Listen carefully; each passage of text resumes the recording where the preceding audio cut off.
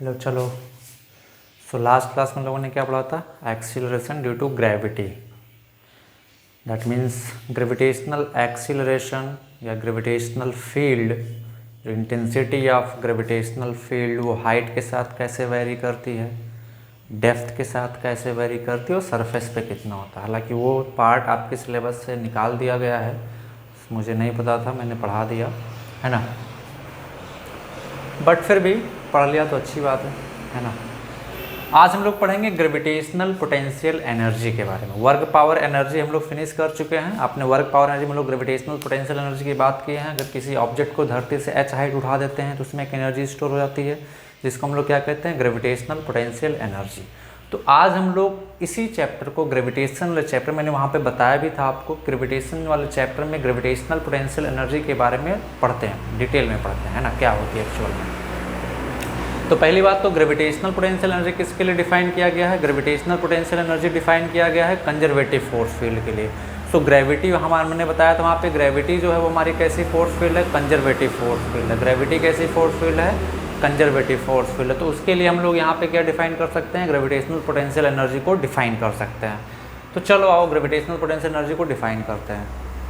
Okay, so gravitational potential energy क्या होती है? Gravitational potential energy of a body at A point in a gravitational field of another body is defined as the amount of work done in bringing the body from infinity to that point without acceleration. Without acceleration, बहुत धीरे धीरे लेके आ रहे हैं हम लोग body को, ठीक है। फॉर एग्जाम्पल जैसे मान लेते हैं ये कोई मास, मान लेते हैं कोई मास है कैपिटल M, ठीक है। किसी बॉडी को हम लोग इन्फिनिटी से लेके आ रहे हैं, मान लेते हैं हम लोग इस पॉइंट तक लेके आते हैं। इस बॉडी का मास है स्मॉल m, क्या है? Small m, okay. तो इस बॉडी को हम लोग कहाँ से लेके आ रहे हैं बच्चा? इन्फिनिटी से लेके आ रहे हैं। कहाँ तक? इस पॉइंट तक। और इस पॉइंट का डिस्टेंस कितना? r, okay. कहाँ से हम लोग लेके आ रहे हैं? इन्फिनिटी से इस बॉडी को धीरे धीरे लेके आ रहे हैं। तो मान लेते हैं जब ये बॉडी कहीं रास्ते में थी, यहाँ कहीं पे, मान लेते हैं किसी डिस्टेंस, ये मान लेते हैं r, मान लेते हैं किसी डिस्टेंस x पे थी, किसी डिस्टेंस x पे थी जब ये बॉडी, तो इस पे ग्रेविटेशनल फोर्स इधर लग रहा होगा कितना? ग्रेविटेशनल फोर्स लगा होगा कितना? g capital M small m by x square. अब इसको इधर की तरफ और छोटा सा स्मॉल डिस्प्लेसमेंट dx डिस्प्लेस करने के लिए कुछ वर्क करना पड़ेगा। सो बताओ स्मॉल वर्क डन dw कितना आ जाएगा? कितना आ जाएगा बोलो? ग्रेविटेशनल फोर्स इंटू डिस्प्लेसमेंट, दोनों सेम ही डायरेक्शन में है, ओके। सो वर्क डन dw कितना आ जाएगा? Capital G into capital M into small m by x square into dx। So work done particle को कहाँ से? इन्फिनिटी से यहाँ तक लाने के लिए, इन्फिनिटी से यहाँ तक लाने के लिए, ओके। हमें कितना वर्क करना पड़ेगा? तो मैं यहाँ लिख दूंगा इन्फिनिटी टू r। कितना आ जाएगा बच्चा? g capital M to small m by x square into dx। इसको इंटीग्रेट करना पड़ेगा। कहाँ से कहाँ तक लेके आ रहे हैं हम लोग? इन्फिनिटी से r तक। तो लिमिट कहाँ से कहाँ तक लगाएंगे? Infinity to r, okay. So यहाँ से आ जाएगा हमारा work done from bringing the particle from infinity to r will be equal to कितना हो जाएगा? जो टर्म कांस्टेंट उसको बाहर निकाल लेते हैं, तो capital G into capital into small m by 1 by x square dx, okay. कहाँ से कहाँ तक? इन्फिनिटी से r। अब इसका इंटीग्रेशन क्या होगा? To small m 1 by x minus 1 by x, कहाँ से कहाँ तक? Infinity to r। तो यहाँ से वर्क डन कितना आ जाएगा हमारा? लिमिट रखेंगे तो capital G into small m इस माइनस टर्म को मैं बाहर निकाल लेता हूँ, तो अंदर क्या बचेगा? 1 बाई एक्स, कहाँ से कहाँ तक? Infinity to r। तो ये वर्क डन कितना आ जाएगा बच्चा? इन्फिनिटी टू r कितना आ जाएगा हमारा? Minus g capital M into small m 1 by r minus 1 by infinity, 1 by r minus 1 by infinity, okay. Minus g capital M into small m 1 by r minus 1 by infinity, okay. Note करो फटाक से यहाँ तक, मैं थोड़ा ऊपर से मिटा रहा हूँ।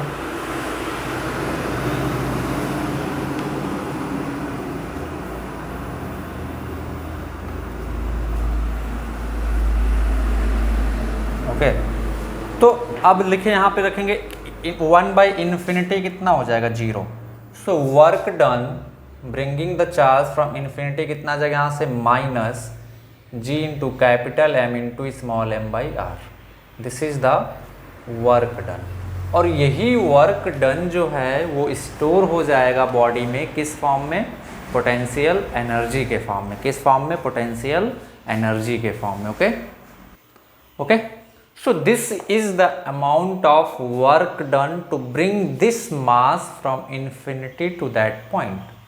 So इतना वर्क डन हो गया, so this will be the potential energy। तो हम लोग यहाँ पे लिख सकते हैं potential energy U will be equal to minus Gm small m/r।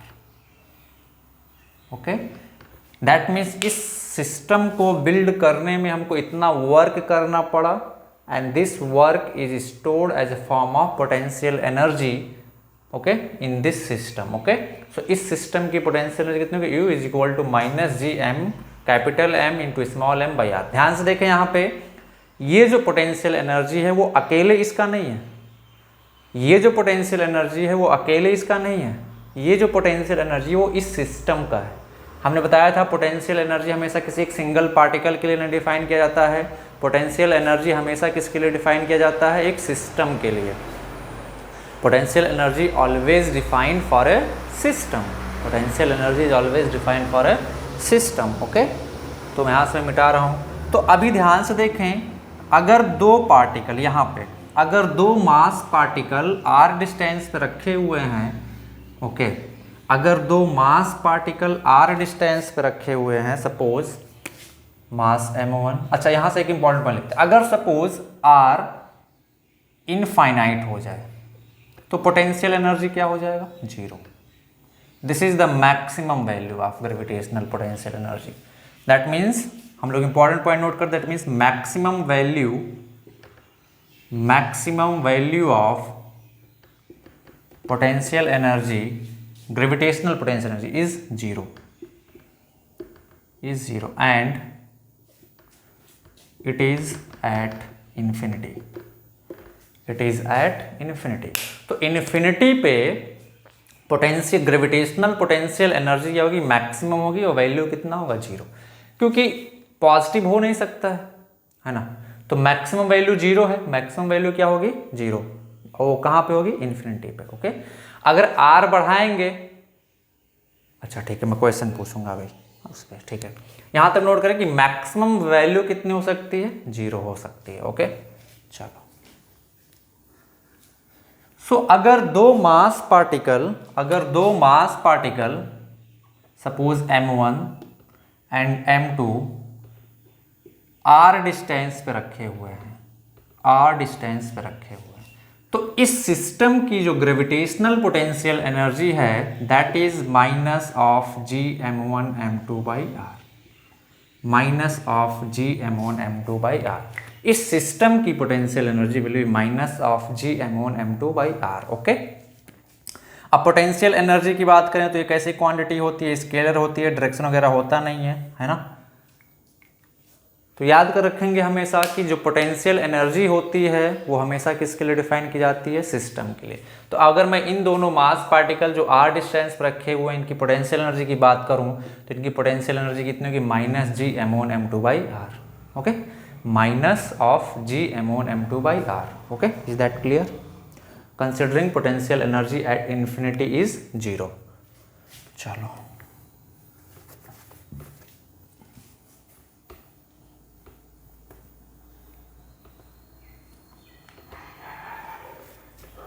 Next question है कि potential energy of two mass particle system, potential energy of two mass particle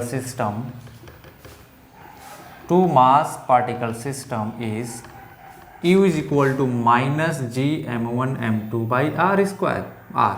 okay, so if r increases then option A potential energy decreases, option B potential energy increases, option C none of these. तो जल्दी से बता दो कि दो मास particle जो हैं m1 m2 r distance पे रखे हुए हैं, तो इनकी पोटेंशियल एनर्जी कितनी होगी, minus G m1 m2 by R square, minus of G m1 m2 by R square. तो अगर हम लोग इनके बीच के डिस्टेंस बढ़ाएंगे तो पोटेंशियल एनर्जी में क्या होगा, घटेगी, बढ़ेगी या कांस्टेंट रहेगी, क्या होगा, ये हम लोगों को बताना है। तो जल्दी से बता दो। गुड, क्या होगा, बढ़ेगा। क्या होगा, बढ़े। अगर हम लोग r बढ़ाएंगे तो पोटेंशियल एनर्जी क्या होगा, बढ़ेगा। For example suppose u is equal to -15 by R रखता हूं मैं। अगर r में 1 रखता हूं तो u का वैल्यू क्या आएगा, -15। अगर मैं r की वैल्यू 3 रखता हूं तो u कितना आएगा, -5। अगर मैं r का वैल्यू 15 रखता हूं तो u का वैल्यू क्या आएगा, -1। अब मेरे को बताओ जब r में बढ़ा रहा हूं, जब r को 1 रखा तो -15, जब r को 3 रखा तो -5, जब r को 15 रखा तो u -1। तो -15 बड़ा है या -5? -5 बड़ा है। -5 बड़ा या -1? -1 बड़ा है ना। तो जैसे जैसे r का वैल्यू मैं बढ़ा रहा हूं, जैसे जैसे मैं r का वैल्यू बढ़ा रहा हूं, वैसे वैसे पोटेंशियल एनर्जी क्या हो रही है, बढ़ रही है। और जब r का वैल्यू इन्फिनिटी हो गया, मतलब इस पार्टिकल को उठा के हम लोग इन्फिनिटी पे पहुंचा दिए, कहाँ पे, इन्फिनिटी पे, तो इन दोनों का पोटेंशियल एनर्जी कितना हो जाएगा, 0, क्योंकि infinity some value by infinity क्या होगा, 0। So maximum, this is the maximum, potential energy 0, this is the maximum potential energy, maximum gravitational potential energy possible is 0 of two mass system. इससे ज़्यादा नहीं हो सकता है। ओके, बाकी potential energy two mass particle system की क्या होती है, नेगेटिव होती है। फटाक से नोट कर लो। पोटेंशियल एनर्जी एक स्केलर क्वांटिटी हम सभी को पता है। ओके, और पोटेंशियल एनर्जी हमेशा किसके लिए डिफाइन किया जाता है, सिस्टम ऑफ पार्टिकल के लिए। और पोटेंशियल एनर्जी डिफाइन करने के लिए मिनिमम कितना चाहिए हमको, 2 पार्टिकल चाहिए। पोटेंशियल एनर्जी डिफाइन करने के लिए मिनिमम कितना चाहिए हम लोगों को, 2 पार्टिकल चाहिए। तो मैं अगर एक सिंपल सा क्वेश्चन पूछूं तुम लोगों से कि 3 mass particle are placed, 3 equal mass particle are placed at the vertices of an equilateral triangle, then potential energy of the system is option A gm square by a square, option B 2gm square by a square, option C 3gm square by a square minus, option D -gm square by 3a square. Which option is correct, फटाक से बता दो। Potential energy of the system is 3 mass particle है यहाँ पे, what will be the potential energy, जल्दी से बता दो। चलो आओ देखते हैं। तो कौन सा ऑप्शन करेक्ट है, ऑप्शन सी करेक्ट है। कैसे, यहाँ पे ध्यान से देखिए, जोड़ा बनाना है, जोड़ा, कपल बनाने हैं। कितने कपल बन सकते हैं, यहाँ पे 3 लोग हैं, इनका पोटेंशियल एनर्जी, इन बाबू लोगों का, इन 2 प्रेमिकाओं का, प्रेमी जोड़ों का कपल, और तीसरा इन दोनों का। तो टोटल कितना टर्म मिलेगा हमको, 3। कितने टर्म मिलेंगे हम लोगों को, टोटल 3। तो इन दोनों का पोटेंशियल, ग्रीन वाले का पोटेंशियल एनर्जी कितना आ जाएगा बोलो, U1 -gm square by a, ओ यहाँ पे a स्क्वायर नहीं होगा, सॉरी, a स्क्वायर नहीं होगा, सॉरी। ओके, फिर इन रेड वाले दोनों कपल का पोटेंशियल एनर्जी कितना आ जाएगा, -gm स्क्वायर बाई a। फिर इन ब्लैक वाले इन दोनों का पोटेंशियल एनर्जी कितना आ जाएगा, U3 -gm square by a।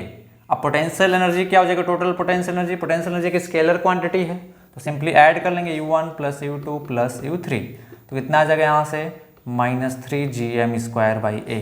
तो कौन सा ऑप्शन हो जाएगा, ऑप्शन सी कौन सा ऑप्शन हो जाएगा बच्चा? Option C is correct. Which option? Option C is correct. Okay, is that clear? Note कर लो। चलो नेक्स्ट क्वेश्चन पे आते हैं। हमेशा जोड़ा खोजना है। क्या खोजना है? जोड़ा खोजना है। जितने कपल बनाए जा सकते हैं उतने टर्म आएंगे पोटेंशियल एनर्जी में। एक नेक्स्ट क्वेश्चन लिखो। 4 particle mass particle 4 mass particle are placed at the vertices of a rectangle. Okay, side A. Okay, then potential energy of the system will be option A -4 gm square by A, option B -4 gm square by A plus √2 gm square by A, option सी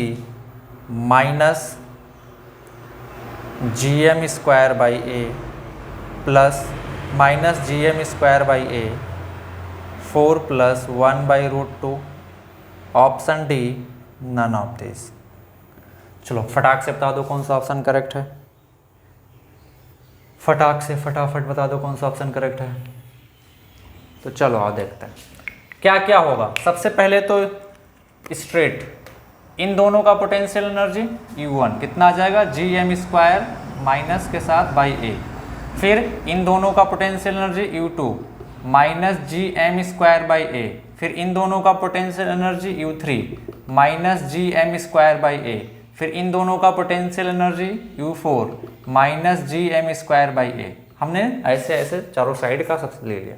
अभी ध्यान से देखें तो इन दोनों का भी तो बनेगा और इन दोनों का भी बनेगा। ये दोनों बच रहे हैं। क्या है? इन दोनों का हमने इसका लिया, फिर इसका लिया, फिर इसका लिया, फिर इसका और इसका लिया। तो अब डायगोनली देखें तो इसका भी तो होगा, इसका भी तो होगा। तो U5 क्या आ जाएगा? ये √2A हो जाएगा। तो यहाँ से यहाँ तक का पोटेंशियल एनर्जी कितना आ जाएगा? -gm square by √2A। और U6 कितना आ जाएगा? इसका -gm स्क्वायर बाई √2A। तो टोटल पोटेंशियल एनर्जी कितना आ जाएगा? सभी को ऐड करो तो ये U1 U2 U3 4 क्या बन जाएगा? -4 gm square by A plus इन दोनों का -2 gm स्क्वायर बाई √2A। ठीक है, तो आप ऐड कर दो इन दोनों को तो क्या आ जाएगा? gm square by A common निकाल लो, gm square by A -gm square common कर दो 4 + 2 बाई √2। तो कोई ऑप्शन मिल रहा है क्या यहाँ से? नहीं। तो क्या ऑप्शन हो जाएगा? None of this. क्या आंसर हो जाएगा बच्चा? None of this. Is that clear? Note करो।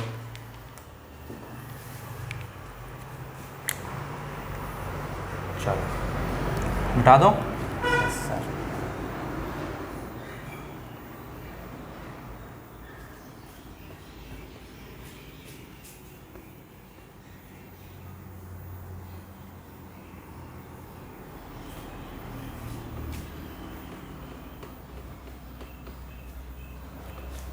Next question.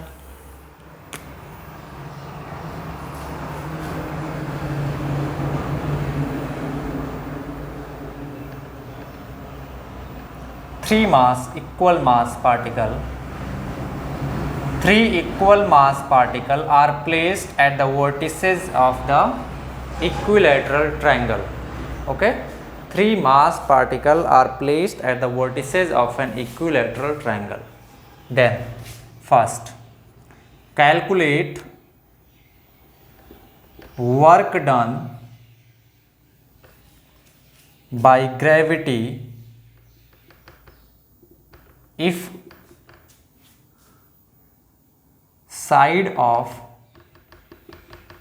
triangle is increased to 2A.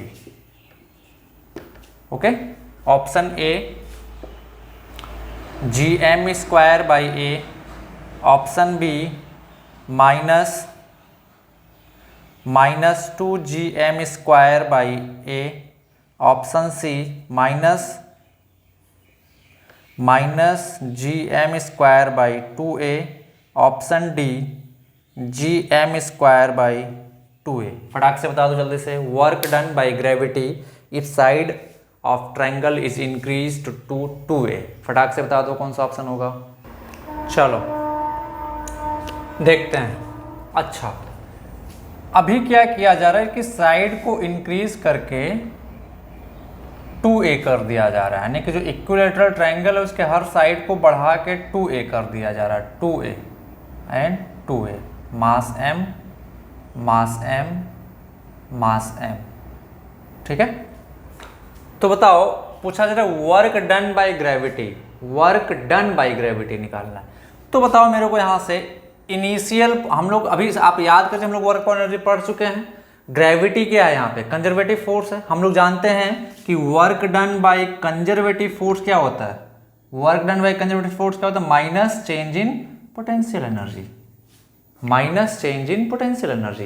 तो अगर मैं यहाँ पे चेंज इन पोटेंशियल एनर्जी निकाल लूँ तो निकल जाएगा। तो यहाँ पे मान लो सिस्टम का पोटेंशियल एनर्जी U1 था, यहाँ पे सिस्टम का पोटेंशियल एनर्जी U2 था। तो U1 कितना आ जाएगा बोलो?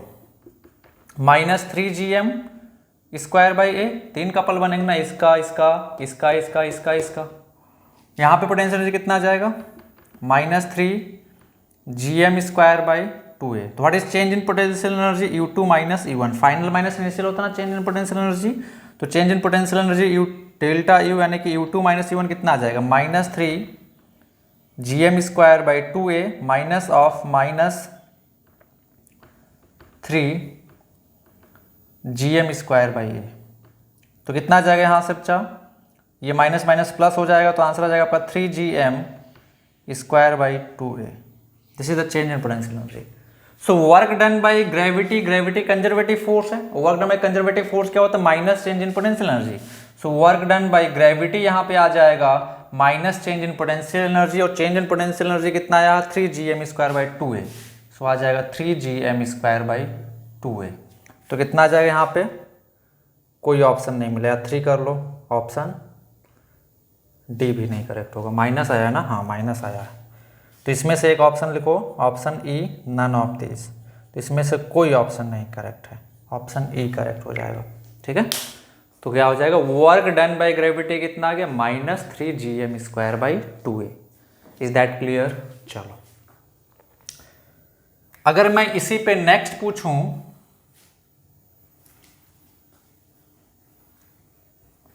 नेक्स्ट मैं पूछूं work done by external agent, work done by external agent, तब क्या होगा? Option A 3gm square by 2a, option B -3gm square by 2a, option C none of this. तो जल्दी से बता दो एक्सटर्नल एजेंट कितना वर्क करेगा। तो इस बार कौन सा ऑप्शन करेक्ट है? ऑप्शन ए करेक्ट है। ध्यान से देखें, चेंज इन पोटेंशियल एनर्जी हम लोगों ने कितना निकाला था? 3gm square by 2a।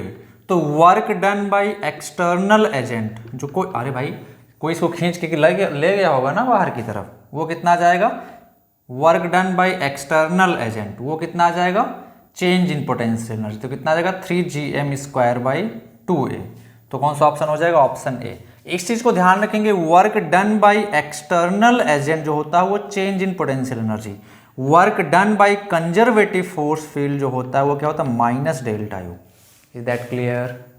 ठीक है, इसको कोई खींच के ले गया होगा, साइड बड़ा किया होगा ना, उसको एक्सटर्नल एजेंट कहते हैं। तो इस चीज को हमेशा ध्यान रखेंगे, work done by external agent change in potential energy, work done by conservative forceful minus change in potential energy. तो चेंज इन पोटेंशियल एनर्जी कितना आया था हमारा? 3gm square by 2a। तो option A is correct. Is that clear? Clear और not? Note करो। चलो next heading डालो, potential energy of earth mass system, potential energy of earth mass system, potential energy of earth mass system. मैंने बताया था ना, वहाँ पे मैं प्रूफ करके दिखाऊंगा।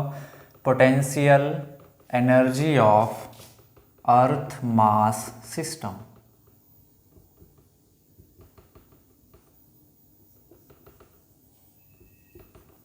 Potential energy of earth mass system. चलो मान लेते हैं ये अर्थ है, radius are E, mass M E.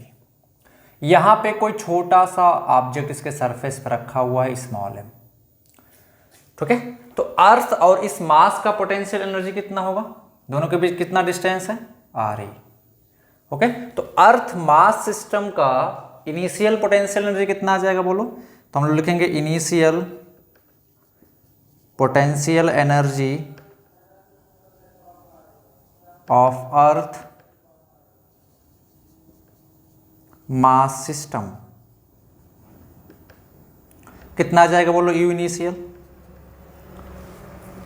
Capital G minus mass of earth into mass of object by दोनों के बीच डिस्टेंस कितना, R E. Question number first. अब हमने क्या किया, ऑब्जेक्ट को उठा के एच हाइट पे लेके गए, ऑब्जेक्ट को उठा के एच हाइट पे लेके गए, अर्थ के सरफेस से, यहाँ पे एच हाइट पे, अर्थ के सरफेस से एच हाइट पे। Okay, this is R E, mass M. तब अब अर्थ मास सिस्टम का पोटेंशियल, फाइनल पोटेंशियल एनर्जी कितना हो जाएगा, सो यू फाइनल कितना आ जाएगा, तो यहां से यहां तक की डिस्टेंस कितना है, आर ई प्लस एच, तो यू फाइनल कितना आ जाएगा, minus G M E M by R E plus H. Is that clear और नॉट। तो what is the change in potential energy, तो चेंज इन पोटेंशियल एनर्जी। अच्छा ये बताएं, ये किसका पोटेंशियल एनर्जी, क्या ऑब्जेक्ट का है, नहीं, अर्थ मास सिस्टम, अर्थ का और इस मास का, ये क्या है पोटेंशियल एनर्जी, अर्थ का और इस मास का। तो potential energy is always defined for a system, not for a individual particle. तो what is change in potential energy in earth mass system, so change in potential energy of earth mass system,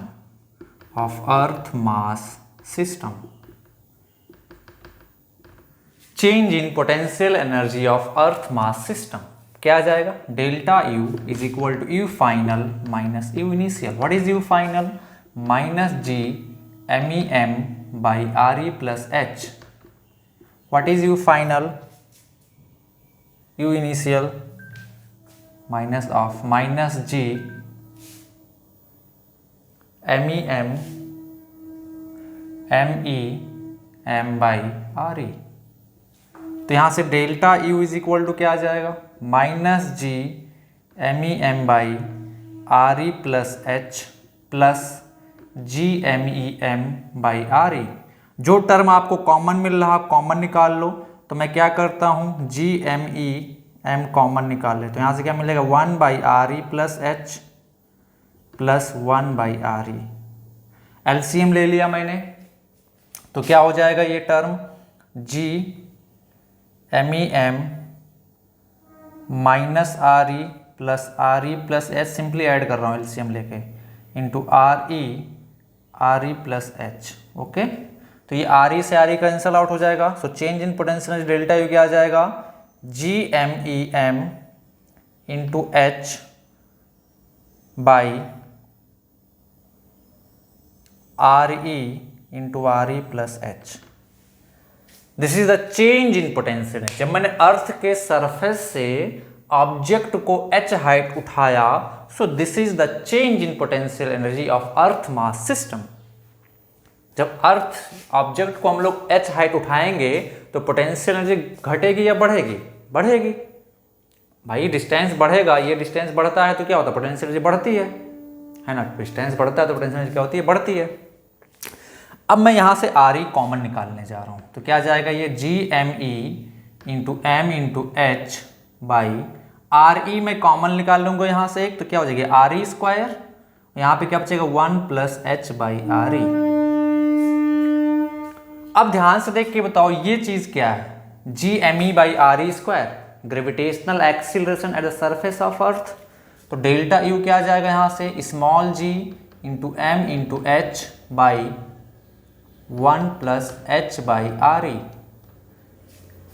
okay, इतना note को इधर में मिटा देता हूँ। अच्छा इधर मिटा दूँ नोट को फटाक से, चलो ऊपर वाला ये पार्ट में मिटा रहा हूँ।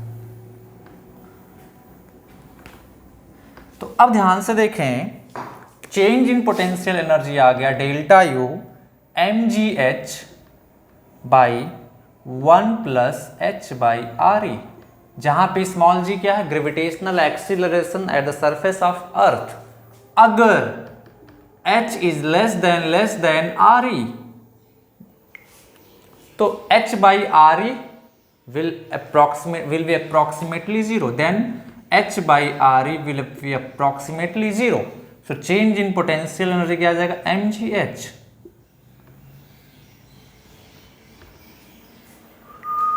समझ में आया? तो अब बताओ, जो हम लोग किसी ऑब्जेक्ट को उठा रहे थे धरती के सरफेस से h हाइट तक, वो change in potential energy of object था या change in potential energy of earth and mass system था? अगर जैसे मैं इस मार्कर को धरती से h हाइट उठाऊं तो पोटेंशियल एनर्जी में चेंज किस में आ रहा है, अर्थ और इस मार्कर सिस्टम में आ रहा है। बट यहाँ पे जब हाइट जो है h काफ़ी छोटा है तो अर्थ में कोई चेंजेस नहीं आते हैं, तो हम लोग क्या बोलते हैं कि this is the change in potential energy of this mass only.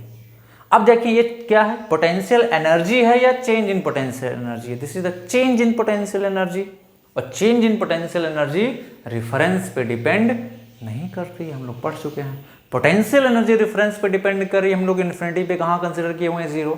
But this is change in potential energy, और change in potential energy reference पे डिपेंड नहीं करती है। तो जब हम लोग ऑब्जेक्ट को अर्थ के सरफेस से h हाइट उठा देते हैं तो बोल देते हैं इसमें पोटेंशियल एनर्जी कितना आ गया, mgh। तो बेसिकली ये पोटेंशियल एनर्जी mgh नहीं हो, this is the change in potential energy. वहाँ पे पढ़ाया नहीं जाता है क्योंकि यहाँ पे डिस्कस करते हैं उन सब चीज़ों को। हमेशा ध्यान रखेंगे mgh is the change in potential energy, not potential energy. Okay, is that clear? Note करें।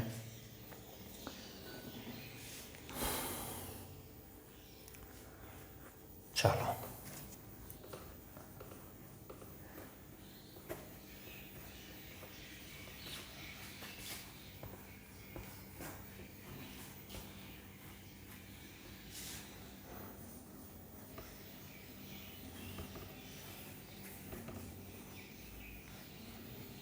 नेक्स्ट क्वेश्चन लिखो।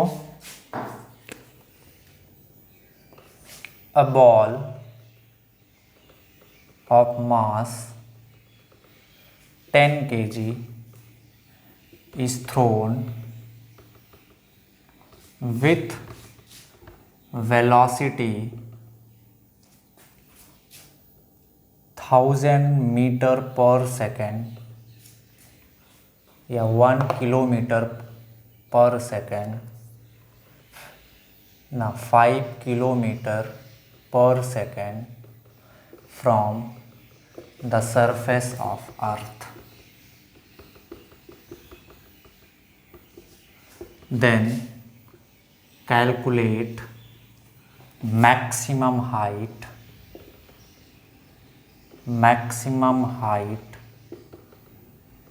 reached by the particle. Maximum height reached by the particle. Option A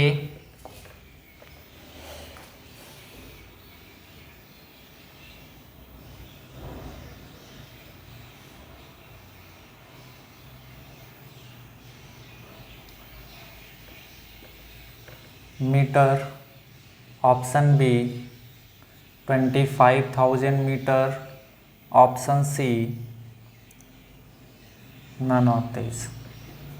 चलो जल्दी से बता दो। एक ऑब्जेक्ट को 5 किलोमीटर पर सेकंड के स्पीड से फेंका गया अर्थ के सरफेस से, तो वो कितनी हाइट ऊपर जाएगा अर्थ के सरफेस से, ये हम लोगों को बताना है। फटाक से बता दो। चलो जो बताओ जल्दी से, कौन सा होगा?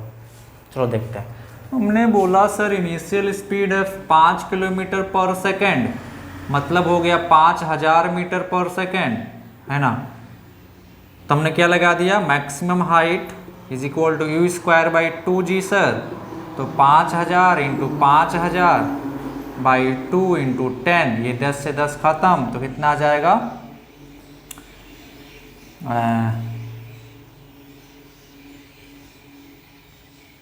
500 इंटू 5000 बाई 2, तो कितना आ जाएगा यहाँ से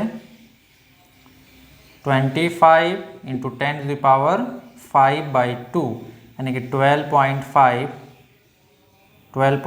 इंटू 10⁵ मीटर, यानी कि मीटर। और हमने लगा दिया नन ऑफ दिस। गलत। क्या है ये, गलत। क्या है ये, गलत है। क्यों गलत है, क्यों गलत है भाई, स्पीड देखो 5 किलोमीटर पर सेकेंड है, 5 किलोमीटर पर सेकेंड है, यानी कि 1 सेकेंड में वो 5 किलोमीटर जाएगा, 2 सेकेंड में 10 किलोमीटर जाएगा, 3 सेकेंड में 15 किलोमीटर जाएगा। तो क्या स्मॉल जी का वैल्यू कांस्टेंट रहेगा? नहीं। यहां से जब हम लोग फेंके हैं, किसी भी एंगल पे फेंके हों, वर्टिकली फेंके हों, ऐसे फेंके हों, किसी भी एंगल पे 5 किलोमीटर पर सेकेंड के स्पीड से फेंके हैं, तो जब ये ऊपर जाएगा तो क्या हमेशा जी का वैल्यू तो एक सर्टेन लेवल तक ही कांस्टेंट रहती है, 10 किलोमीटर तक ही कांस्टेंट रहती है, उसके बाद जी का वैल्यू क्या होने लगता है, चेंज होने लगता है। तो जी का वैल्यू कांस्टेंट नहीं है, तो हम लोग वो इक्वेशन नहीं लगा सकते हैं। तो हमारे पास सिर्फ एक ही रास्ता बचता है, या तो हम लोग मान लेते हैं ये h हाइट तक अर्थ के सरफेस तक जाता, अर्थ के सरफेस से जाता है, तो मैं यहाँ से लेकर यहाँ तक इंटीग्रेट करूँ, या फिर मेरे पास रामबाण तरीका है, और क्या है वो, एनर्जी कंजर्वेशन। भाई कंजर्वेटिव फोर्स फील्ड है ना ग्रेविटी, तो हम लोग क्या लगा दें यहाँ पे, एनर्जी कंजर्वेशन। अब एनर्जी कंजर्वेशन क्या कहता है, U initial plus K initial is equal to U final plus K final. अब बताओ, अर्थ का मास में मान लेता हूँ me है, रेडियस re है, तो जब बॉल अर्थ के सरफेस पे था तो पोटेंशियल एनर्जी कितना आ जाएगा, -gme into small m by R E. Kinetic energy कितना होगा, ½ mv²। बॉल का, अर्थ की तो कोई काइनेटिक एनर्जी है नहीं, रेस्ट भी है, is equal to final potential energy कितना हो जाएगा h हाइट पे, final potential energy h height पे कितना आ जाएगा, -g capital m by R E plus h, और यहाँ पे स्पीड 0 हो जाएगा, तो +0। अब क्या इसको हम लोग सॉल्व कर सकते हैं, बोलो। हम लोग को h निकालना था ना, सब कुछ इस इक्वेशन में दे दिया जाए तो क्या हम लोग निकाल सकते हैं, -g m by R E plus ½ mv² is equal to -g m by R E plus h। यहाँ से हम लोग क्या निकाल, सब कुछ पता है, सिर्फ क्या नहीं पता है इस इक्वेशन में, h नहीं पता है, तो इस इक्वेशन से हम लोग क्या निकाल सकते हैं बच्चा, height reached by the particle from the surface of earth. Okay, तो अगर स्पीड बहुत ज़्यादा दिया हुआ है तो आपको ध्यान रखना है कि मैक्सिमम हाइट निकालने के लिए आपको क्या अप्लाई करना, वहाँ पे एनर्जी कंजर्वेशन। क्या अप्लाई करना बच्चा, एनर्जी कंजर्वेशन। चलो नेक्स्ट क्वेश्चन पे आते हैं, और ये क्वेश्चन स्कूल एग्जाम का सीबीएसई का फेवरेट क्वेश्चन है।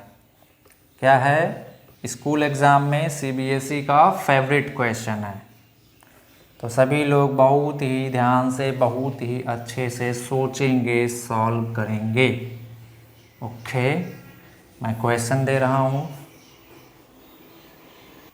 ओके, सो क्वेश्चन आपके पूरा सामने लिखा हुआ है। Distance between two centre of two star, distance between centre of two star is 10a। Distance between centre of two star is 10a। The mass of these star are capital M and 16m। इसका mass capital M है, इसका mass 16m है। They radii are a and 2a। इसका radius a है, इसका radius 2a है, okay, respectively. A body is fired straight from the surface of larger star. इसके surface से एक बॉडी को स्ट्रेट फायर किया गया ऐसे, ऐसे यहाँ से, जिसका मास है मान लेते हैं small m, okay, straight from the surface of larger star, then what should be its minimum initial speed so that it reaches to the surface of smaller sphere, अर्थ नहीं smaller sphere, sorry smaller sphere, यानी कि इसको कितना minimum velocity दिया जाए कि ये यहाँ से फायर किया गया इसके सरफेस पे पहुँच जाए। बहुत ही शांति से सारा क्वेश्चन मैंने स्पेसिफाई कर दिया है, शांति से अच्छे से ठंडे दिमाग से आप पहले सॉल्व करें, मेरे को ऑप्शन बताए, फिर मैं आगे बताता हूँ। ओके, चलो सॉल्व करो सभी लोग, चलो सॉल्व करते हैं इस प्रॉब्लम को। आपके स्कूल एग्जाम का एनसीईआरटी में भी इस टाइप का क्वेश्चन दिया हुआ है, आपके स्कूल एग्जाम का बिल्कुल बहुत ही फेवरेट क्वेश्चन है, बहुत ही फेवरेट क्वेश्चन है ये। अच्छा, कितने लोगों ने सोचा कि सर इसको एनर्जी कंजर्वेशन सॉल्व कर सकते हैं? ईमानदारी से बताएं कितने लोगों ने सोचा। आप सोचे, अगर एनर्जी कंजर्वेशन लगाना आप सोच लिए तो समझ लिया you are close to 80% of the solution. आपने बहुत अच्छा सोचा, लेकिन आपने गलती कहाँ पे किया होगा? अगर आपने ऐसा सोच के सॉल्व भी किया है तो आपने गलती कहाँ से कहाँ पे किया होगा? आपने एनर्जी कंजर्वेशन यहाँ से यहाँ लगा दिया होगा, एनर्जी कंजर्वेशन यहाँ से यहाँ लगा दिया होगा, बट दैट इज इनकरेक्ट। मेरे को बताओ, अगर ये दोनों स्फेयर, दोनों स्टार के बीच डिस्टेंस 10a है तो इन दोनों के बीच कहीं एक पॉइंट ऐसा होगा जहां पे ग्रेविटेशनल फील्ड 0 होगा, या सिंपली बोले जहां पे इन दोनों के बीच अगर हम कोई पार्टिकल यहाँ पे रखें उस पर कोई फोर्स नहीं लगेगा। कोई ना कोई एक ऐसा पॉइंट होगा जहां पे ग्रेविटेशनल फील्ड क्या होगा बच्चा? 0 होगा। ग्रेविटेशनल फील्ड 0 का मतलब वहां पे नेट फोर्स पार्टिकल पे नहीं लगेगा। अरे सिंपल सी बात है, मैंने क्वेश्चन भी करवाया था ना कि अगर एक मास यहाँ पे रखते हैं, दूसरा मास यहाँ पे रखते हैं, तो बताएं तीसरा मास कहाँ पे रखें कि उस पर फोर्स ना लगे। तो हम लोग यहाँ निकाले थे, एक्स पे रख के है ना, यहाँ पे 4 0 आता, मतलब यहाँ पे ग्रेविटेशनल फील्ड क्या है? 0, यानी ई का वैल्यू, ग्रेविटेशनल फील्ड इजी का वैल्यू क्या है? 0 है ना। मतलब क्या है कि मान लेते हैं इस बड़े वाले के सेंटर से x डिस्टेंस पे यहाँ पे ग्रेविटेशनल फील्ड पॉइंट P पे 0 है, पॉइंट P पे क्या है? ग्रेविटेशनल फील्ड 0 है।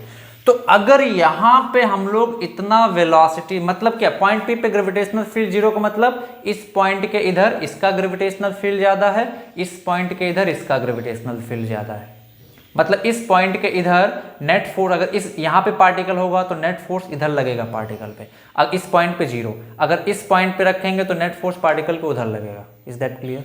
तो पॉइंट P पे ग्रेविटेशनल फील्ड 0 है, तो हम लोग क्या निकाल लेते हैं? इस पॉइंट P पे यहाँ से यहाँ तक का डिस्टेंस क्या निकाल लेते हैं? यहाँ से यहाँ तक का डिस्टेंस। तो मान लेते हैं जब ये वाला मास यहाँ पे पहुँचेगा तो इस पे फोर्स क्या लगेगा? 0। तो फोर्स लगेगा, ये अपनी तरफ खींच रहा होगा बड़ा वाला स्फीयर, ये छोटा वाला स्फीयर इसको अपनी तरफ खींच रहा होगा, और दोनों फोर्स अगर इक्वल हो जाए तो वहाँ पे फोर्स क्या हो जाएगा? 0। तो बताएं बड़ा वाला जब इस मास पार्टिकल को कितना अपनी तरफ खींचेगा, जब ये मास यहाँ पे पहुँचेगा अपनी तरफ खींच रहा होगा कितने फोर्स से? कैपिटल G, इसका मास है 16m into small m by x square. छोटा वाला अपनी तरफ खींच रहा होगा इस मास पार्टिकल, जब ये मास यहाँ पे पहुँचेगा कितने फोर्स से? Capital G into capital M into small m by 10a minus X whole square. ये इतना रिमेनिंग डिस्टेंस कितना आ जाएगा? 10a minus X. हाँ, स्फीयर के केस में हम बताए थे डिस्टेंस कहाँ से मेजर करते हैं? सेंटर से मेजर करते हैं। तो G से G, कैपिटल M से कैपिटल M, स्मॉल m से स्मॉल m, तो आ जाएगा 16 by x square is equal to 1 by 10a minus X whole square. तो इसको मैं क्या लिख सकता हूँ? 4 by X whole square is equal to 1 by 10a minus X whole square. Is that clear? दोनों साइड रूट ले लेते हैं तो क्या मिलेगा इधर से? 4 by x is equal to 1 by 10a minus X. Is that clear? Solve करते हैं इसको, इधर ले आए तो कितना आएगा? 40a माइनस 4x is equal to x। तो x कितना आ जाएगा बच्चा यहाँ से? 8a। x कितना आ जाएगा? 8a। दैट मीन्स ये डिस्टेंस कितनी आ जाएगी 8a। तो यहाँ से डिस्टेंस कितनी आ जाएगी 2a। Is that clear? यहाँ से डिस्टेंस कितनी आ जाएगी 2a। अब इसको मैं मिटा दे रहा हूँ, आप इसको नोट कर लो, इसका बस यहीं तक ज़रूरत था। अब ध्यान से देखो,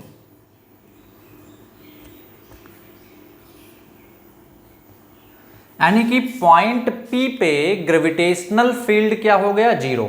यानी कि जब पार्टिकल के यहाँ से फेंक रहे हैं और पॉइंट P पे पहुंचेगा तो उस पर मोमेंटरली नेट फोर्स क्या हो जाएगा 0।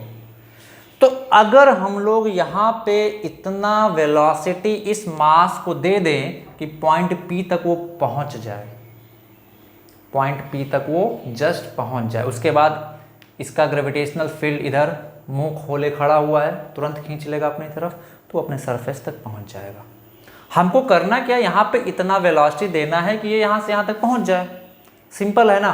तो हम लोग क्या करेंगे, हम लोगों को मिनिमम वेलोसिटी कैलकुलेट करना। क्या कैलकुलेट करना? Minimum velocity. तो मैं यहाँ पे इतना वेलोसिटी इसको इम्पार्ट कर दूं कि इस पॉइंट P को जस्ट क्रॉस कर ले या पॉइंट P तक पहुंच जाए। तो जब ये पॉइंट P तक जैसे पहुंचेगा, तुरंत इसका ग्रेविटेशनल फील्ड यहाँ इसके जस्ट बाद क्या हो जाएगा, सक्रिय हो जाएगा, अपनी तरफ खींच लेगा, है ना। बोलेगा आओ आओ तुमको खींचते हैं, खींच लेगा तुरंत, अपने सरफेस पे ले जाके पटक देगा, है ना। तो हम लोग एनर्जी कंजर्वेशन कहाँ से कहाँ तक लगाएंगे, यहाँ से यहाँ तक। कहाँ से? यहाँ से यहाँ तक। तो बताओ एनर्जी कंजर्वेशन क्या होता है, U initial plus K initial is equal to U final plus K final. U initial कितना आ जाएगा बताओ, यहाँ पे 3 पार्टिकल है ना, 3 जोड़ा बनेगा। U इनिशियल पहले इसका और इसका तो कितना आ जाएगा, minus capital G into 16m into small m by इन दोनों के बीच कितना डिस्टेंस है सेंटर 2a। फिर इसका और इसका पोटेंशियल एनर्जी, इस स्मॉल m का इस कैपिटल M का पोटेंशियल एनर्जी कितना आ जाएगा, plus of minus G capital M into small m by यहाँ से यहाँ तक कितना डिस्टेंस हो जाएगा बच्चा, ये पूरा 10a है, ये 2a है, तो ये कितना हो जाएगा पूरा 8a। Is that clear? Plus अब इन दोनों का पोटेंशियल एनर्जी, इसका और इसका पोटेंशियल एनर्जी हम लोग फाइनली सिस्टम का लिखते हैं ना, minus G 16m into capital M by क्या लिखेंगे, इसके सेंटर से इसके सेंटर का डिस्टेंस 10a। ये हो गया initial potential energy. Initial kinetic, ये दोनों स्टार तो रेस्ट पे है, उनकी काइनेटिक एनर्जी तो होगी नहीं, किसकी काइनेटिक एनर्जी, इसकी काइनेटिक। क्या लिखेंगे, plus half m v minimum square. ये हो गया हमारा इनिशियल एनर्जी। ये किसके बराबर होना चाहिए, फाइनल एनर्जी के। किसके बराबर होना चाहिए बच्चा, फाइनल एनर्जी के। तो फाइनल एनर्जी मतलब पॉइंट P पे जब ये मास पहुंचेगा, अब इसको मिटा देते हैं, जब ये मास कहाँ पहुंचेगा बच्चा, पॉइंट P पे पहुंचेगा। कहाँ पे पहुंचेगा, पॉइंट P पे। तब इनिशियल एनर्जी लिखते हैं, कितना आ जाएगा बताओ। अब ये इस सिचुएशन को भूल जाते हैं, इस सिचुएशन को भूल जाते हैं। अभी मास कहाँ पे, यहाँ पे है, तो इसका पोटेंशियल एनर्जी कितना आ जाएगा बोलो, minus G into 16m into small m by कितना है यहाँ से यहाँ तक का डिस्टेंस 8a,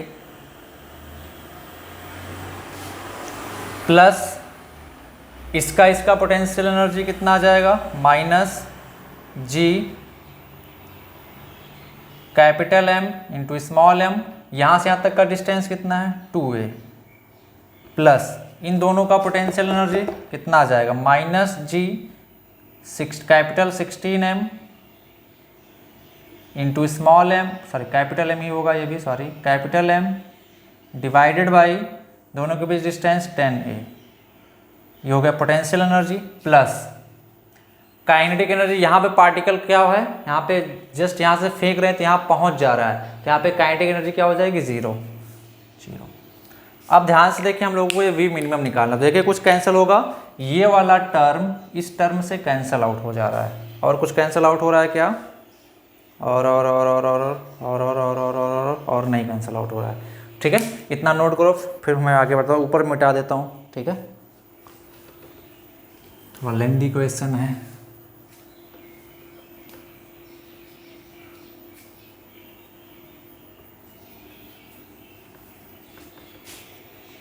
तो कितना आ जाएगा इधर से, minus 16G capital M small m by 2a plus या minus g capital M small m by 8a plus half small m v mini square is equal to minus 16g capital M small m by 8a minus g capital M small m by 2a, है ना। तो small m से small m भी cancel out हो जाएगा दोनों side से, है ना। अब हम लोगों के ये चाहिए v मिनिमम चाहिए, तो मैं क्या करता हूँ इन सारे टर्म को उधर भेज देता हूँ। तो क्या बचेगा यहाँ से v minimum square by 2 is equal to इधर से क्या minus 16 capital G m by 8a minus g capital M by 2a, ये इधर आएगा तो प्लस हो जाएगा 16g capital M by 2a plus ये इधर आएगा प्लस हो जाएगा g capital M by 8a। अब LCM ले लें तो LCM क्या हो जाएगा हमारा, इसको नीचे वाला पार्ट पोर्शन भी मैं मिटा रहा हूँ, ठीक है।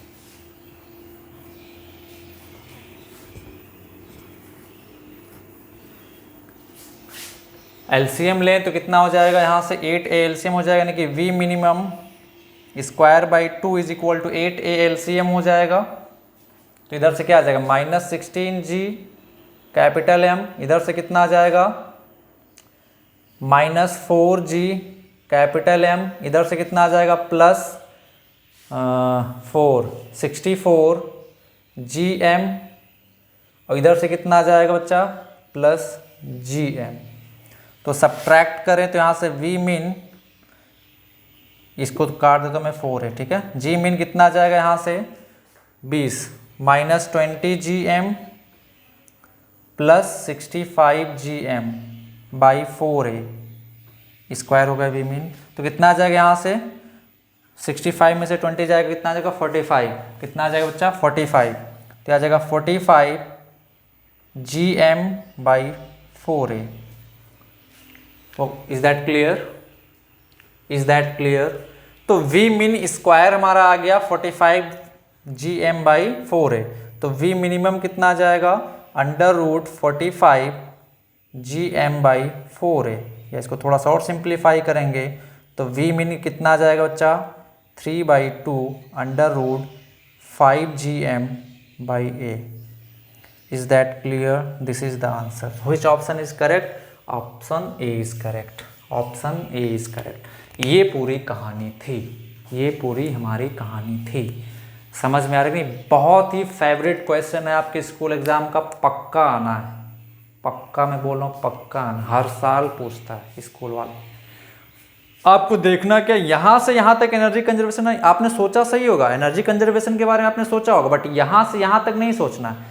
हाँ अगर मिनिमम नहीं बोला होता तब आप यहाँ से यहाँ तक लगा सकते थे, हमसे पूछा मिनिमम, तो हम लोग इतना वेलोसिटी यहाँ पे दे दें कि इस पॉइंट तक वो पहुँच जाए। तो इस पॉइंट पे पहुँच जाएगा तो यहाँ पे ग्रेविटेशनल फील्ड जीरो है ही, थोड़ा सा जैसे ही आगे जाएगा ये तुरंत ग्रेविटेशनल फोर्स खींच लेगा इस स्टार का, तो जाके सरफेस पे वहाँ पहुँच जाएगा। Is that clear. तो एनर्जी कहाँ से कहाँ तक कंजर्व करेंगे, यहाँ से यहाँ तक। क्लियर है कि नहीं, नोट करो। चलो मिटा दो।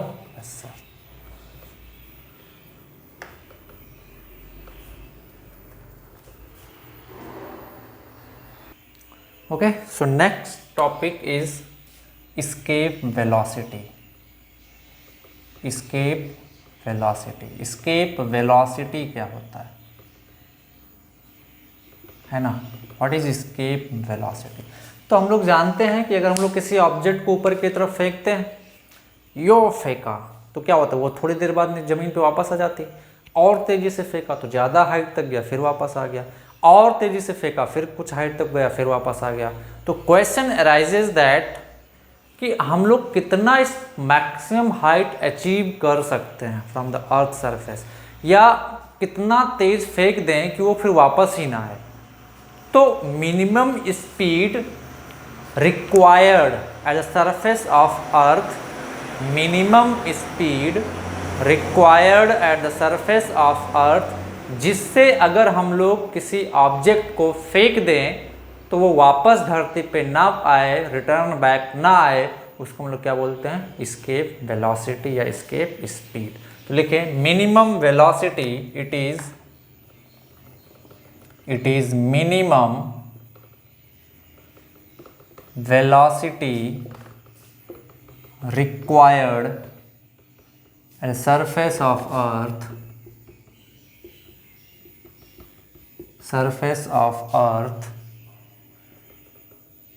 it is the minimum velocity required at the surface of earth with which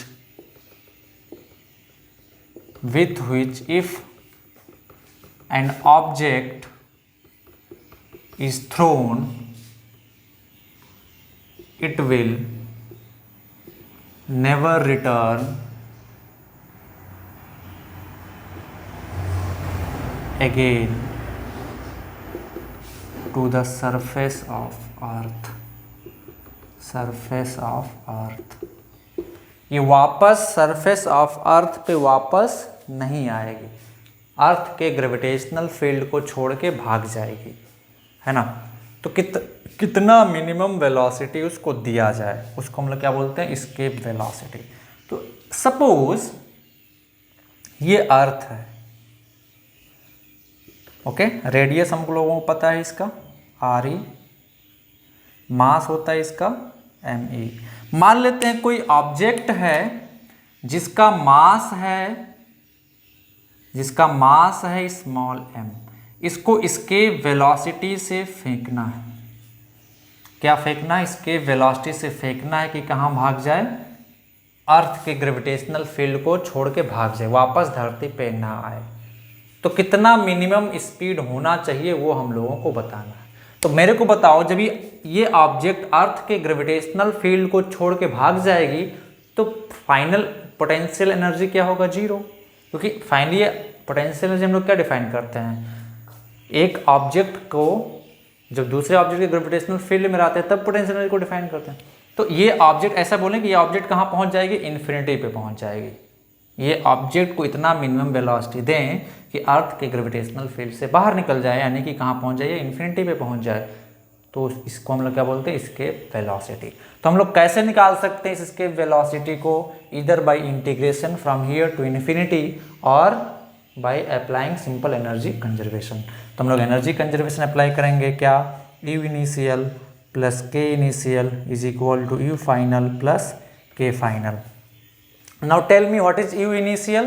What is the initial potential energy of the system? Minus G mass of earth into mass of object by RE plus what is kinetic energy, half m VE square, ये हो गया initial energy is equal to what is final potential energy, 0। infinity पे potential energy क्या होता है, 0 plus kinetic energy मान लेते हैं infinity पे वो final velocity कुछ gain कर लेता है, तो यह आ जाएगा हाफ mv स्क्वायर। ओके, तो यहां से हमारे पास इक्वेशन क्या आ जाएगा, minus G MEM by RE plus half MVE square is equal to half MV final square. या half MVE square should be equal to G MEM by RE plus half MV final square.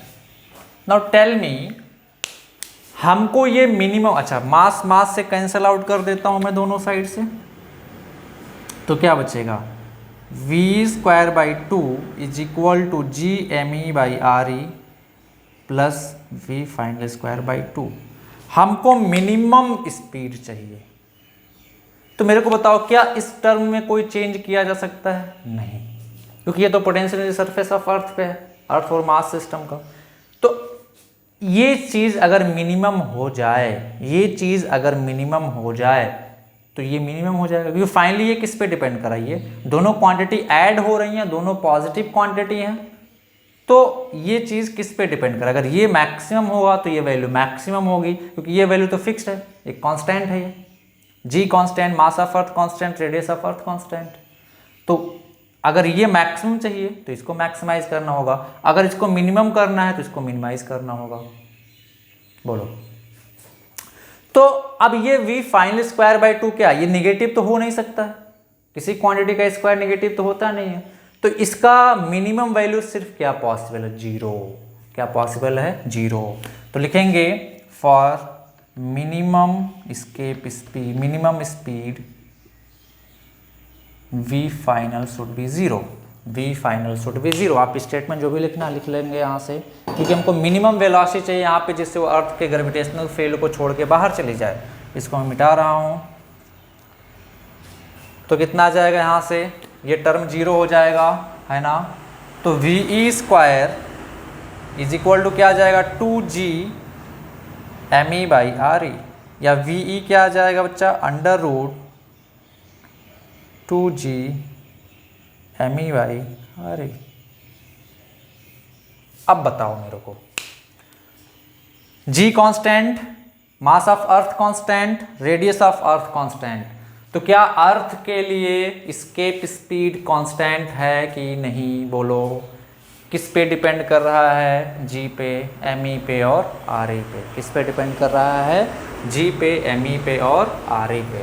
तो अगर हम लोग किसी भी planet के लिए escape velocity निकालें, अगर हम लोग किसी भी प्लैनेट के लिए स्केप वेलोसिटी निकालें, से मान लेते हैं स्केप वेलोसिटी फॉर मून, तो हम लोग क्या लिखा लेंगे, escape velocity V is equal to under root 2 capital G mass of planet by radius of planet.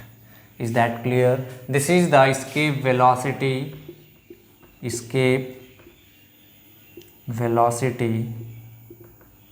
For any planet.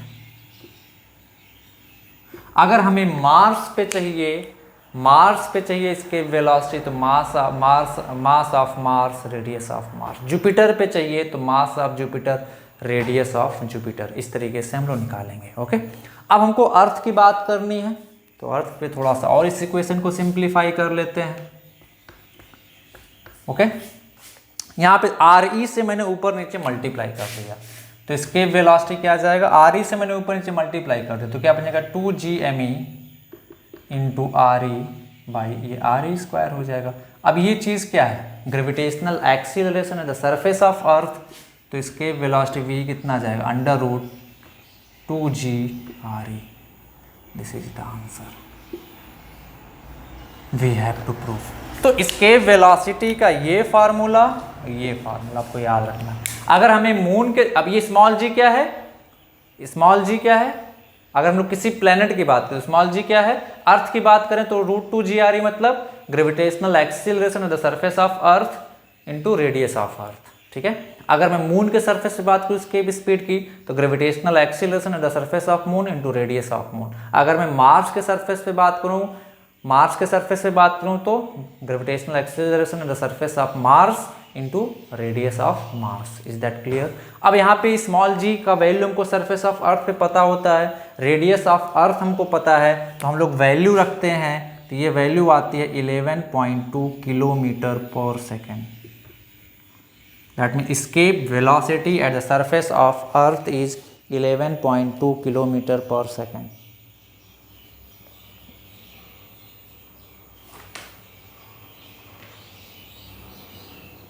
Okay, escape velocity at the surface of earth is 11.2 kilometer per second. That means अगर इतने speed से हम किसी object को फेंक दें तो वापस वो धरती पे लौट के नहीं आएगी। Is that clear? हमेशा के लिए वो गायब हो जाएगी। ठीक है, नोट करो फटाक से इतना, फिर हम लोग क्वेश्चन आते हैं। चलो,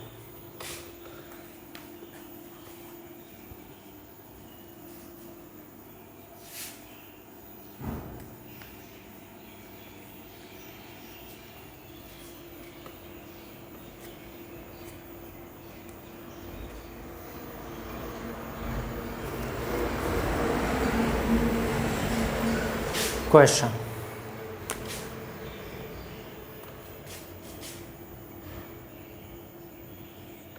एक ऑब्जेक्ट को 37 डिग्री मास 10 kg और 37 डिग्री हॉरिजॉन्टल से एस्केप वेलोसिटी से फेंका गया, then value of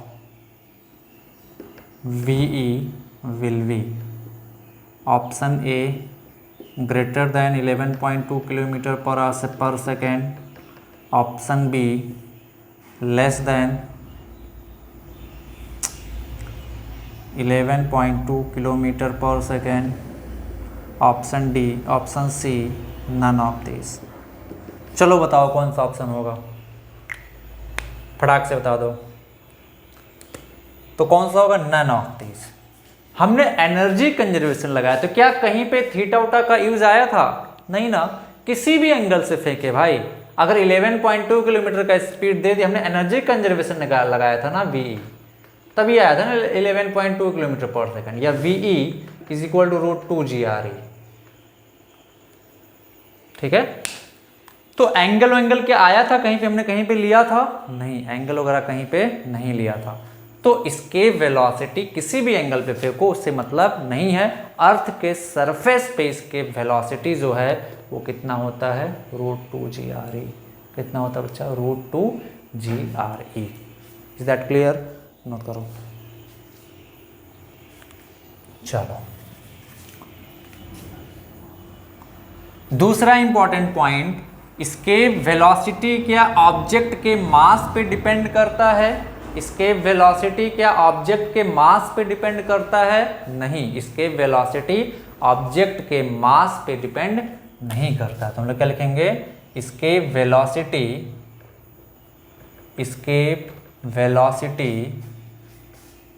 does not depend on the mass of the object. Okay, escape velocity does not depend on the mass of the object. okay, escape velocity mass of the object पे depend नहीं करती है। escape velocity at surface of earth कितना है? √2GRE। Okay, समझ में आ रहा है? नोट करो।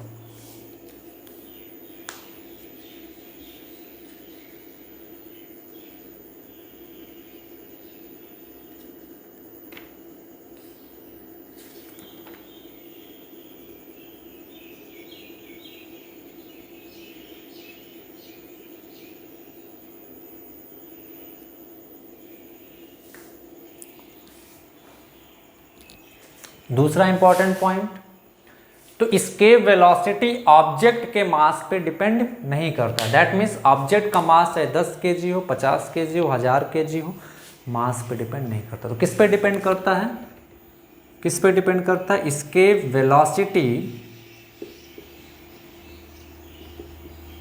Depends on mass and size of planet. Size of planet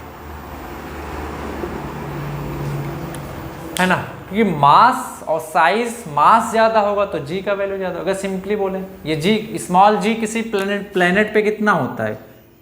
capital G into mass of planet into radius of planet square. तो ये जी किस पे डिपेंड कर रहा है? मास ऑफ प्लैनेट और साइज ऑफ प्लैनेट पे। तो इसके वेलोसिटी किस पे डिपेंड कर रहा है? मास of planet and size of planet. तो हम लोग क्या लिखेंगे? इसके velocity depends on mass and size of planet but does not depend on mass of the object. That means जिस ऑब्जेक्ट को इसके वेलोसिटी प्रोवाइड करना है ना, उसके मास पे इसके वेलोसिटी डिपेंड नहीं करता है।